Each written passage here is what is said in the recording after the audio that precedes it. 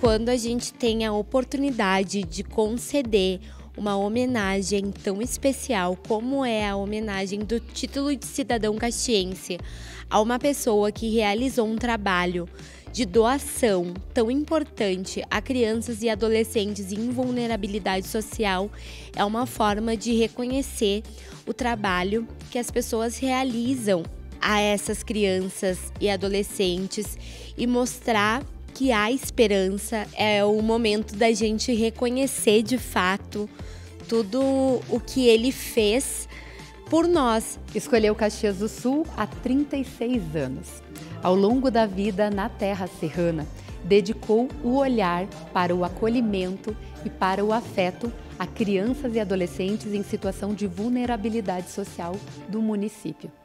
Hoje, quando ele recebe o título de cidadão caxiense, é como se Caxias, representada pela Casa do Povo, dissesse muito obrigado. O educador trabalhou com crianças e adolescentes em situação de rua nos anos de 1980 pela Comissão Municipal de Amparo à Infância. No final da década de 90, passou a integrar a Fundação de Assistência Social, a FAS, ocupando cargos de direção e presidência, em todos os momentos com um olhar humano para as realidades. Parece que foi por acaso que eu cheguei nessa ação com crianças e adolescentes, mas nada é por acaso.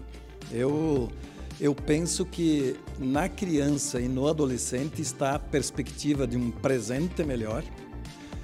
Nós vamos melhorar muito em todos os aspectos. A humanidade melhorará muito quando aprender de fato a ouvir e levar em conta aquilo que as crianças e adolescentes expressam.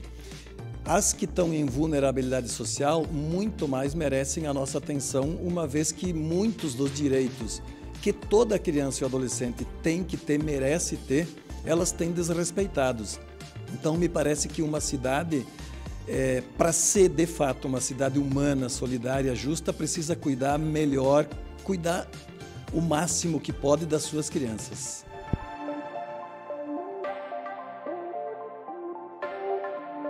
A noite de homenagem também foi para a companheira de Eloy, que faleceu há 2 anos. Nilza estava ao lado em todos os projetos.